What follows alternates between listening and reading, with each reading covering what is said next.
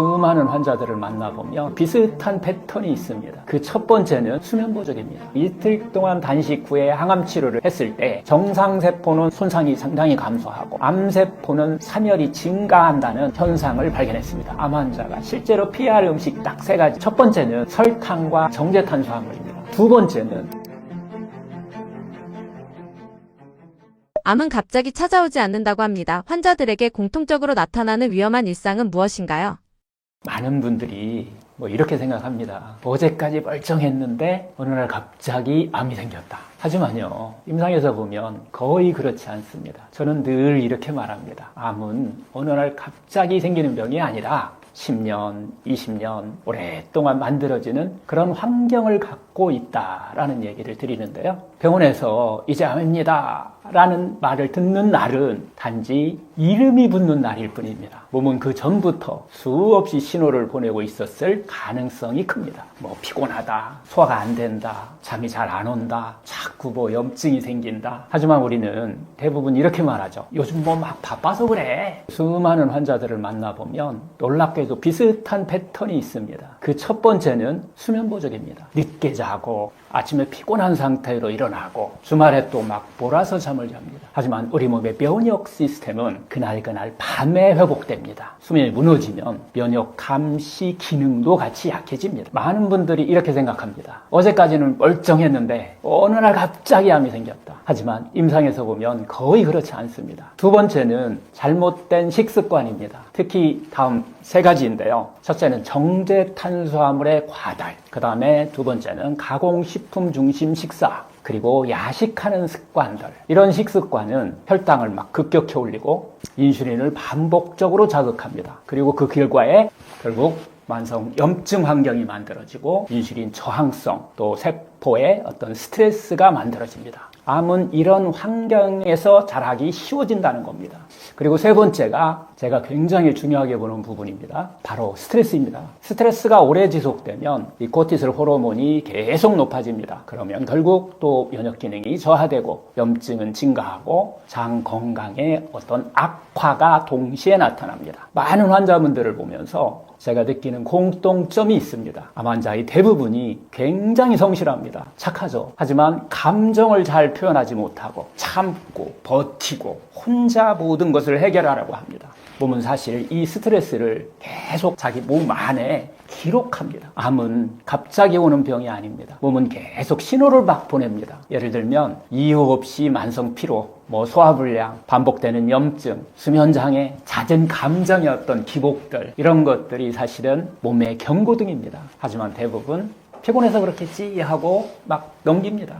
몸의 경고를 생활의 일부로 착각하는 것이죠. 제가 임상에서 느끼는 것은 이겁니다. 암은 단순히 유전의 문제가 아닙니다. 대부분의 경우 어떤 생활 환경, 식습관, 수면, 스트레스, 이 네 가지가 오랫동안 쌓인 결과입니다. 그래서 저는 늘 이렇게 말합니다. 병은 단순히 몸이 고장난 것이 아닙니다. 어떤 의미에서는 삶의 방향이 조금 어긋났다는 신호일 수 있습니다. 너무 무리하고 그렇게 살아가고 있지는 않은지, 잠을 포기하고 그렇게 살고 있지는 않은지, 내 세포가 원하는 음식을 지금 먹고 있는지 몸은 항상 우리에게 이렇게 말을 걸고 있습니다. 문제는 우리가 그 말을 듣지 않는 것입니다. 많은 분들이 암 예방을 참 어렵게 생각합니다. 하지만 핵심은 놀랍게도 아주 단순합니다. 충분한 수면, 자연식 중심의 어떤 식사, 공복 리듬을 유지하는 그런 삶, 스트레스 관리, 이 네 가지가 몸의 회복 시스템을 유지합니다. 우리 몸은 원래 스스로 회복하는 능력을 가지고 있습니다. 내 안에 100명의 의사가 있다고 하잖아요. 그래서 저는 늘 이렇게 말씀드립니다. 암은 그렇게 살지 말라는 몸의 경고입니다. 삶의 방향을 다시 보라는 몸의 깊은 신호일 수 있습니다.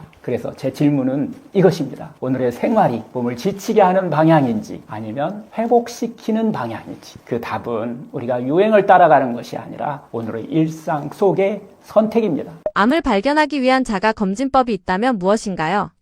많은 분들이 이렇게 생각합니다. 암은 검사해야만 발견할 수 있다. 물론 정기검진은 상당히 중요합니다. 하지만 그거보다 먼저 중요한 것이 있습니다. 몸이 보내는 신호를 읽는 것입니다. 몸은 갑자기 무너지지 않습니다. 대부분의 경우 작은 이상 신호를 계속 보내고 있습니다. 문제는 우리가 그 신호를 대수롭지 않게 넘긴다는 것입니다. 암을 진단받기 전에 가장 흔한 첫 번째 신호는 설명되지 않는 그 피로입니다. 요즘 피곤한 것은 당연하다고 우리가 생각하기 쉬워지는데요.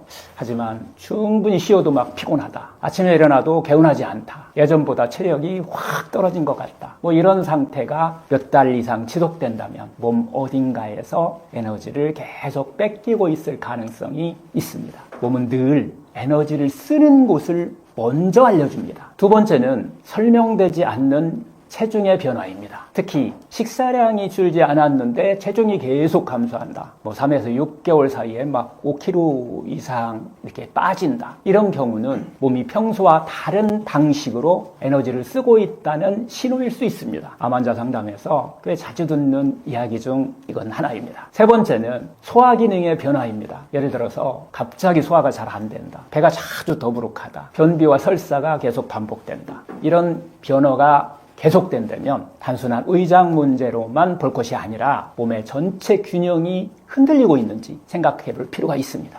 또 하나 중요한 신호가 있습니다. 염증입니다. 예를 들어서 잇몸이 자주 붓는다, 피부에 염증이 반복된다, 몸 여기저기 염증이 잘 생긴다. 이런 현상들은 몸의 면역 균형이 깨지고 있다는 신호일 수 있습니다. 암은 대부분 만성 염증 환경에서 자라기 쉬운 병입니다. 그래서 염증은 매우 중요한 경고 신호입니다. 마지막으로 몸의 작은 변화를 관찰하는 그 습관입니다. 예를 들어서 피부색의 어떤 변화라든가 혹이나 멍울 같은 거, 그리고 또 오래 낫지 않는 상처, 특히 유방이나 이 갑상선 또 림프절 같은 이런 부위는 스스로 만져보는 습관도 도움이 됩니다. 자신의 몸을 가장 먼저 발견하는 사람은 결국 자기 자신입니다. 제가 진료실에서 자주 듣는 말이 있습니다. 이런 얘기죠. 지금 생각하면 몸이 예전부터 신호를 보냈던 것 같습니다. 몸은 절대 갑자기 병을 만들지 않습니다. 몸은 먼저 말합니다. 처음에는 작게 말하고 조금 더 크게 말하고, 그래도 못 들으면 병이라는 방식으로 말합니다. 그래서 자가검진의 그 핵심은 어떤 특별한 기술이 아니라 내 몸의 작은 변화에 귀 기울이는 것입니다. 건강검진은 매우 중요합니다. 하지만 그것보다 더 중요한 것이 있습니다. 자기 몸을 관찰하는 그 습관입니다. 몸은 매일 작은 메시지를 보내고 있습니다. 그 신호를 조금만 귀 기울여 듣는다면 병은 훨씬 일찍 발견할 수 있습니다. 결국 건강은 병원에서만 지키는 것이 아니라 일상에서 먼저 지켜집니다. 단식이 암세포를 약화시킨다고 하는데 이 원리는 무엇인가요?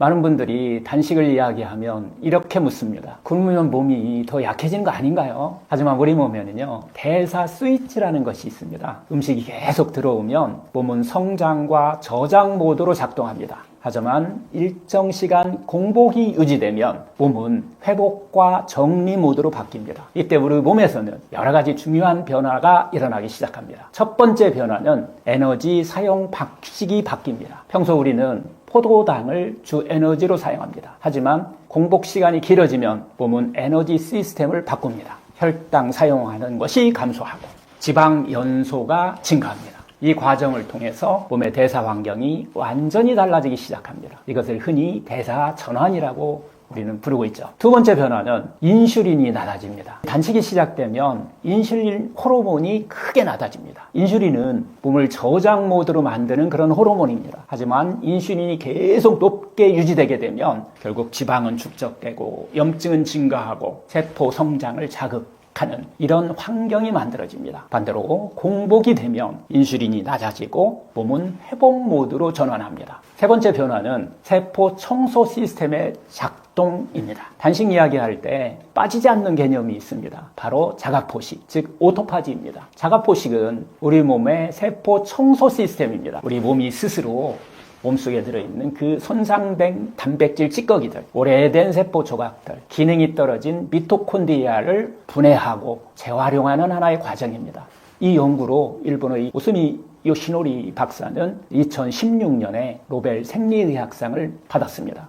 공복 시간이 이렇게 길어질수록 이 시스템이 조금씩 활성화됩니다. 암세포는 일반 세포와 다른 특징이 있습니다. 바로 포도당 의존도가 매우 높다는 것입니다. 암세포는 빠르게 성장하기 때문에 에너지를 많이 필요로 합니다. 그래서 공복 상태에서 혈당이 낮아지고 인슐린이 낮아지고 대사가 바뀌면 암세포가 활동하기에는 상대적으로 불리한 환경이 만들어집니다. 반면에 정상세포는 이 환경에 적응하는 능력이 뛰어납니다. 하지만 여기서 꼭 말씀드리고 싶은 것이 있습니다. 단식이 암을 직접 치료한다는 것은 과장일 수 있습니다. 단식의 핵심은 암세포를 막 공격하는 것이 아니라 몸의 환경을 바꾸는 것입니다. 면역이 작동하기 좋은 환경, 염증이 낮은 환경, 세포 회복이 가능한 환경, 이런 환경을 만들어주는 것이 단식의 중요한 역할입니다. 실제로 단식을 적절히 활용하면 많은 환자분들에게서 이런 변화가 나타납니다. 염증의 어떤 수치가 감소하고 혈당이 안정되고 체중의 균형을 회복하게 되고 피로가 감소하는 이런 현상들인데요. 이런 변화는 결국 몸 전체 환경을 바꾸는 방향으로 작용합니다. 그래서 단식은 칼을 대지 않는 수술이라고 이렇게 이야기를 하죠. 단순한 이런 다이어트가 아니라 대사 전체를 리셋하는 방법이라고 우리는 단식을 이야기하고 있습니다. 하지만 여기서 매우 중요한 이야기를 해야 합니다. 암 환자에게 무리한 장기 단식은 오히려 위험할 수 있습니다. 특히 체중 감소, 근육 감소, 영양 결핍이 생기면 치료 자체가 어려워질 수 있습니다. 그래서 단식은 항상 체력과 자신의 상태에 맞게 접근해야 합니다. 우리는 늘 몸을 채워야 건강해진다고 이렇게 사람들이 생각합니다. 하지만 몸은 때로는 비울 때 회복합니다. 잠시 공복을 주면 몸은 스스로 정리하고 청소하고 균형을 회복합니다. 그래서 저는 늘 이렇게 말씀드립니다. 단식은 굶는 것이 아니라 몸에게 회복할 시간을 주는 것입니다. 그래서 단식의 핵심은 암을 굶기는 것이 아니라 몸의 대사 환경을 바꾸는 것입니다. 단식이 암에도 도움이 되나요? 암 환자분들이 상담실에서 가장 많이 묻는 질문 중 하나가 바로 이것입니다. 단식이 암에 도움이 되나요? 라는 거죠. 원장님, 암세포는 포도당을 좋아한다면서요. 그럼 굶기면 뭐 없어지는 거 아닙니까? 굶어 죽는 거 아닙니까? 솔직히 이 말 굉장히 매력적으로 들립니다. 암을 굶겨 죽인다? 왠지 막 통쾌하고 단순해 보이지 않습니까? 하지만 동시에 이런 걱정도 하는 거죠. 굶으면 혹시 자기 체력이 먼저 떨어지는 건 아닌지. 그래서 오늘 질문은 과장 없이 한번 또 희망 고문 없이 팩트로 한번 정리해 보겠습니다. 먼저 한 가지는 분명히 말씀드리겠습니다. 단식이 암을 치료한다고 말하는 것은 과학적으로 맞지 않습니다. 단식만으로 암이 사라지는 것은 아닙니다. 하지만 중요한 것은 단식이 몸의 환경을 바꾸는데 도움을 줄 수 있다는 점입니다. 암을 단순히 세포 하나의 문제로 보면 이건 이해하기 좀 어렵습니다. 암은 사실 몸의 나쁜 환경에서 자라나는 병입니다. 몸 안에 그런 토양이 있었을 때 자라나는 병이죠. 예를 들어서 만성 염증의 환경, 혈당이 과다한, 인슐린이 과다한 것, 면역 기능이 저하되어 있는 이런 환경이 오래 지속되면 몸은 점점 암이 자라기 쉬운 상태가 됩니다. 그래서 치료에서 중요한 것은 몸의 환경을 바꿔주는 것입니다. 2000년 이후에 정말 단식 연구가 아주 급증했습니다.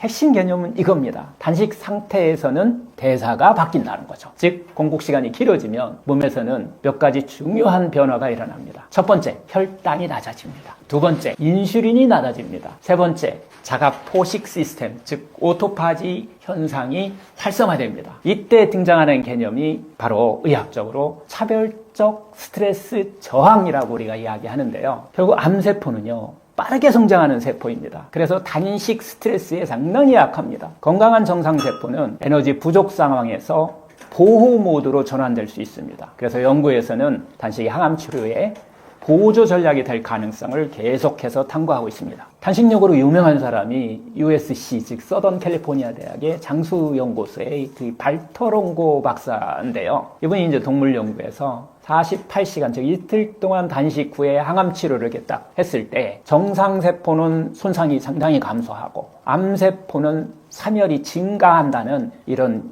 현상을 발견했습니다. 또한 일부 임상연구에서도 단기 단식이 항암 부작용을 줄일 수 있을 가능성이 많이 지금 제시되고 있습니다. 하지만 여기서 또 꼭 말씀드리고 싶은 것이 있습니다. 암 환자가 무조건 단식을 하면은 위험할 수 있습니다. 특히 체중이 많이 감소한 경우, 또 근육량이 막 부족한 경우, 항암 치료를 하고 있는 그런 경우죠. 이럴 때 무리한 단식은 오히려 몸을 더 약하게 만들 수 있습니다. 그래서 단식은 개인의 상태에 맞게 조절해야 합니다. 그래서 저는 환자들께 이렇게 말씀드립니다. 단식을 막 거창하게 생각할 필요는 없습니다. 극단적인 어떤 장기 단식 대신에 14시간, 12시간에서 14시간의 자영 봉복을 권합니다. 예를 들어서 저녁 한 6, 7시 정도에 좀 일찍 그 식사를 저녁밥을 먹고 그 다음에 이제 야식을 중단하면은 그 다음날 뭐 6, 7시, 9시 정도 되면 바로 14시간 공복을 유지할 수 있습니다. 그리고 또 제일 중요한 것은 불필요한 간식을 좀 줄여주는 겁니다. 이 정도만 해도 몸은 이미 대사 전환을 시작합니다. 몸은 생각보다요 작은 변화에도 크게 반응합니다. 여기에다가 뭐 가벼운 걷기, 제가 항상 이야기하는 모세혈관 운동들, 충분한 수면이 더해진다면 몸은 안정 속에서 회복 모드로 들어갑니다. 내 몸에 스스로 회복하는 힘이죠. 이 자연치유에서는 무리해서 얻는 방식이 전혀 없습니다. 우리 몸은 계속 먹을 때보다 잠시 멈출 때 회복합니다. 그래서 저는 단식을 굶는 것으로 보지 않습니다. 몸에게 휴식을 주는 시간이라고 이렇게 말하고 있는데요. 몸이 쉬는 시간이 생기면 몸은 스스로 정리하고 또 회복하고 균형을 다 찾아갑니다. 그래서 중요한 것은 무리한 단식이 아니라 몸이 회복할 수 있는 공복의 시간을 일상 속에 만들어주는 것입니다. 몸이 이렇게 느껴야 합니다. 지금은 버텨야 하는 상황이 아니라 회복해도 되는 상황이야. 그 환경을 만들어주는 것. 그게 단식의 진짜 목적입니다. 암 환자가 가장 먼저 끊어야 할 음식 3가지를 꼽는다면 무엇인가요? 암 진단을 받으면 가장 많이 흔들리는 게 바로 이 식탁입니다. 어떤 음식이 좋은지, 어떤 음식이 나쁜지 이걸 정리하다 보면 결국 이렇게 됩니다. 그럼 도대체 뭘 먹으라는 거야? 결국 먹을 건 없어지고 불안만 커집니다. 하지만 분명한 사실이 하나 있습니다. 우리는 매일 먹는 이런 음식이 몸을 회복시키는 열쇠가 될 수도 있고 반대로 암을 키우는 환경을 만들 수도 있습니다. 그래서 오늘은 막연한 금지 리스트가 아니라 암 환자가 실제로 피해야 할 음식 딱 3가지를 의학적 근거와 함께 명확하게 한번 정리해 보도록 하겠습니다. 첫 번째는 설탕과 정제탄수화물입니다. 뭐 이거 다 아는 이야기죠. 즉 포도당 이야기입니다. 이 포도당은 결국 혈당 스파이크와 당독수를 만드는 음식을 줄이는 것이 핵심입니다. 예를 들면 탄산음료 같은 거, 과자와 케이크 같은 거, 흰빵과 흰밀가루, 달콤한 우리 디저트 이런 음식들의 공통점은 혈당을 빠르게 올린다는 것입니다. 혈당이 급격히 올라가면 몸에서는 결국 인슐린이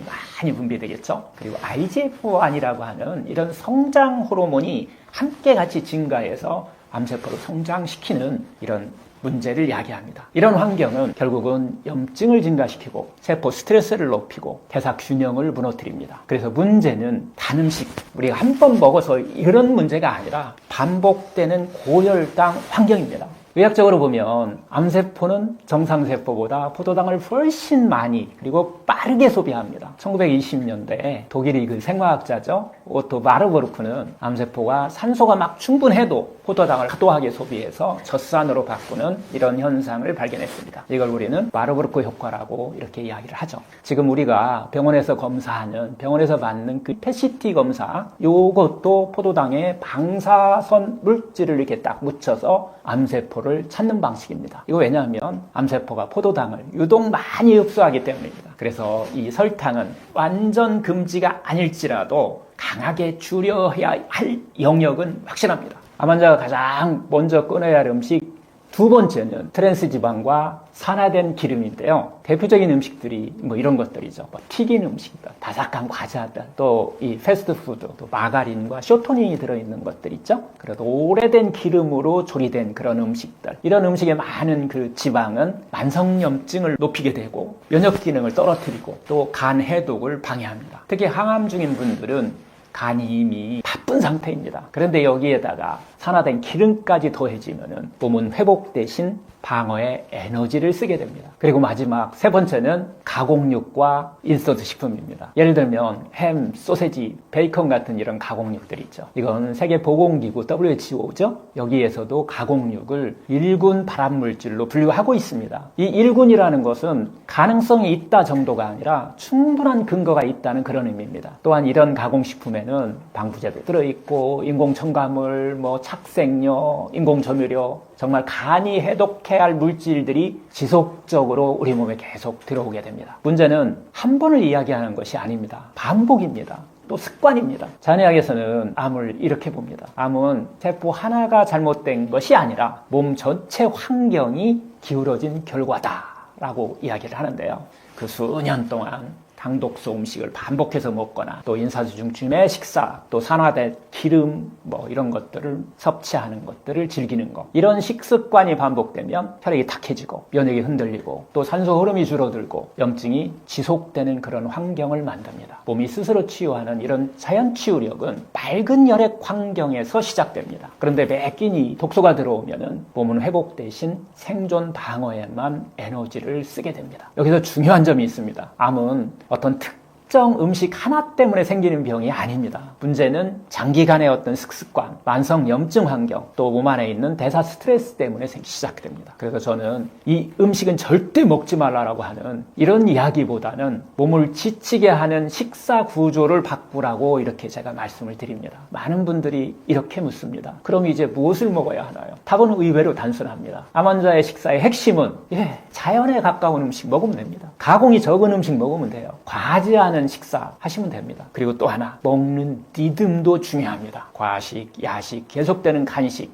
이런 습관은 몸의 회복 시간을 빼앗아가 버립니다. 식사의 구조를 바꾸면 혈당과 염증 환경이 자연스럽게 안정됩니다. 음식은요, 단순한 칼로리가 아닙니다. 매일 3번 우리 몸의 환경을 만드는 신호입니다. 어떤 음식은 몸의 염증을 키우고 어떤 음식은 몸의 회복을 돕습니다. 그래서 질문은 딱 이겁니다. 오늘의 식사가 몸을 지치게 하는 그런 식사인가? 아니면 회복을 돕는 식사인가? 치유는 거창한 방법보다 매일이 식탁에서 시작됩니다. 암 환자에게 추천되는 건강한 식단의 공통 원칙은 무엇인가요? 암을 진단받으면 많은 분들이 이렇게 묻습니다. 원장님, 암에 좋은 음식이 무엇인가요? 그래서 어떤 분들은 막 특정 건강식품을 막 찾고 또 슈퍼푸드를 찾고 특별한 막 식단을 찾아다닙니다. 하지만 제가 상담실에서 가장 먼저 드리는 말이 있습니다. 특별한 음식 하나가 암을 고치는 것은 아닙니다. 몸을 바꾸는 것은 특정 음식 하나가 아니라 식사의 구조와 하나의 원칙입니다. 그래서 저는 복잡한 어떤 식단보다 몇 가지 공통 원칙을 먼저 말씀드립니다. 첫 번째 원칙은 자연에 가까운 음식을 먹는 것입니다. 음식이 자연에서 멀어질수록 몸에는 부담이 점점 커집니다. 예를 들어서 가공식품, 인스턴트 음식, 첨가물이 많은 음식, 이런 음식들은 몸에 들어오는 순간 간의 해독 부담을 크게 들립니다. 반대로 자연에 가까운 음식, 생채소, 생과일, 원형 그대로의 어떤 통곡물들, 자연의 단백질, 이런 음식들은 세포가 스스로 회복하는 음식들입니다. 몸은 원래 자연 음식에 맞게 설계되어 있습니다. 두 번째 원칙은 균형입니다. 많은 분들이 극단적인 식단을 시도합니다. 예를 들어서 탄수화물을 완전히 막 끊어버린다. 단백질만 막 먹는다. 특정 음식만 먹는다. 하지만 이런 식단은 오히려 몸의 균형을 무너뜨릴 수 있습니다. 몸은 9가지 영양소 음식으로 살아가게 돼 있어요. 9가지 영양소, 탄수화물, 단백질, 지방 같은 이런 칼로리 영양소, 그리고 비타민, 미네랄, 물, 식이섬유, 파이토케미칼, 식이효소 같은 이런 미량 영양소, 이 칼로리 영양소와 미량 영양소가 균형 있게 들어올 때 몸은 안정됩니다. 세 번째 원칙은 생채소 중심 식사입니다. 생채소는 단순한 식재료가 아니라 몸의 환경을 바꾸는 음식입니다. 생채소에는 항산화 물질, 식이섬유, 비타민, 미네랄, 또 식이효소까지 풍부하게 들어있어서 칼로리는 낮고 영양 밀도가 아주 높습니다. 이 성분들은 염증을 낮춰주고 장 건강을 도와주고 면역 균형을 유지시켜줍니다. 그래서 식탁의 절반은 생채소로 채우는 것이 좋습니다. 네 번째 원칙은 먹는 리듬인데요. 많은 분들이 놓치는 것이 있습니다. 바로 먹는 시간과 리듬의 문제입니다. 몸은 하루 종일 음식을 소화하는 그런 기계가 아닙니다. 계속되는 간식, 늦은 야식, 과식, 이런 식사 습관은 몸이 계속 소화 모드에 이렇게 있게 만들고 몸의 회복 시간을 빼앗아갑니다. 그래서 중요한 것은 먹지 않는 공복의 시간도 만드는 것입니다. 공복 시간이 생기면 몸은 스스로 세포를 정리하고 대사 회복을 하고 면역 조절을 시작합니다. 많은 환자분들이 이렇게 생각합니다. 암에 막 이렇게 좋은 음식만 먹으면 된다. 암을 치료하는 음식을 찾아다니죠. 하지만 문제는요, 좋은 음식을 먹으면서 먹는 시간의 리듬을 소홀히 한다는 이런 문제를 갖고 있는 경우가 많아요. 예를 들어서 건강식 먹고 또 간식 먹고 또 먹고 야식 먹고 이렇게 되면은 몸은 계속 혼란 상태에 놓이게 됩니다. 그래서 중요한 것은 좋은 음식을 더하는 것보다 나쁜 음식과 과식을 줄여주면서 공복 시간을 늘려주는 겁니다. 그래서 저는 환자분들께 식단을 이렇게 단순하게 설명합니다. 첫째, 자연 음식 위주로 먹기. 둘째, 생채소를 충분히 먹기. 셋째, 가공식품을 좀 줄이기. 넷째, 과식과 간식을 좀 줄이기. 이 네 가지만 지켜도 몸의 환경은 분명히 달라지기 시작합니다. 몸은 생각보다 작은 변화에도 빠르게 반응합니다. 병원 치료는 병원에서 그냥 해줍니다. 하지만 자연 치유는 내가 스스로 해야 합니다. 의사는 수술을 해줄 수도 있고 항암 치료를 해줄 수도 있습니다. 하지만 내가 무엇을 먹는지, 내가 어떻게 자는지, 내가 어떤 생활을 하고 있는지 이것은 누구도 대신해 줄 수 없습니다. 그래서 저는 늘 이렇게 말씀드립니다. 치유의 절반은 병원에 있지만 나머지 절반은 우리 생활 속에 있다 라고 이렇게 말씀을 드리는데요. 특별한 음식 하나가 몸을 바꾸는 것이 아니라 매일 반복되는 식탁의 선택이 몸의 환경을 바꾸는 것입니다. 제가 하는 일은 아시는 분은 다 아시겠지만 병원인데요. 저는 재활과 그다음에 이제 투석 그리고 요양을 하는 우리가 흔히 얘기하는 재활요양병원을 지금 하고 있습니다. 한 15년 정도 하고 있는데요. 제가 병원을 하면서 느끼는 것은 정말 우리가 치료하지 못하는 병들이 많다는 거고요. 병의 뿌리는 단지 약을 가지고 치료할 수 있는 것은 한계가 있다는 것을 병원을 하면서 정말 깊이 제가 느끼게 됐는데요. 그래서 이제 제가 병원 없는 세상을 만드는 꿈꾸는 그런 상원장입니다 라는 인사를 제가 항상 하고 있는데요. 그래서 요즘 하고 있는 것은 제가 병원 이외에서 우리가 삶을 바꾸는 방법 4가지 정도를 제가 보내드리는데요. 첫 번째, 제일 먼저 바꿔야 될 것이 병을 치유하는 그런 마음을 먼저 만드는 것입니다. 이걸 기준으로 해서 그 다음에 병을 치유하는 음식을 스스로 깨닫게 되고 또 병을 치유하는 여러 가지 여러분들이 생활 습관들을 하나씩 터득하게 되고 또 제일 중요한 혈액의 흐름을 만드는 병을 치유하는 여러분들의 제일 중요한 모세혈관의 흐름이거든요. 이 흐름을 깨워주고 그걸 스스로 만들 수 있는 방법을 터득했을 때 내 몸에 100명의 의사를 깨울 수 있고 그 병든 여러 가지 잠자고 있는 의사를 깨울 수 있는 치유법을 여러분들이 스스로 터득하는 것, 그것이 병원 치료와 내 삶과 이게 균형을 이루어졌을 때 암을 비롯한 만성질환을 치료할 수 있다는 것을 제가 깨달았습니다. 그래서 요즘은 제가 매주 토요일에 이름은 상원장의 집, 상원장과 함께 원데이 트라이라고 우리가 이야기를 하는데 하루 동안 자연치유 한번 살아보기라고 하는 체험 프로그램을 하는데요. 한 8시간에 걸쳐서 같이 하루를 지내보는데 많은 분들이 병원 치료에서 또 얻을 수 있는 것이 있고 자기 삶을 바꿔서 치유할 수 있다는 것을 깨닫는 이런 시간이 되는 것 같아요. 그래서 이런 일들을 하게 되는데 오늘 제가 이야기한 여러 가지 이야기들은 그런 과정 중에서 나온 하나의 이야기들을 한번 해봤습니다. 여러분들이 내 안에 100명의 의사가 있다라는 것을 확실히 좀 믿으시고 그 잠든 의사를 깨우는 방법을 여러분들이 선택하셨을 때 여러분들의 질병, 만성적으로 병원에서 약으로만 치료했던 이런 질병들을 치유할 수 있는 답을 얻을 수 있다라는 이야기를 같이 하면서 앞으로도 계속 여러분들과 함께 이런 치유를 하는 단순히 병만 치료하는 의사가 아니라 삶을 치료하는 그런 의사가 되기를 저는 계속 같이 여러분들과 함께 했으면 좋겠다라는 그런 말씀을 드리면서 오늘 긴 이야기 들어주셔서 감사합니다.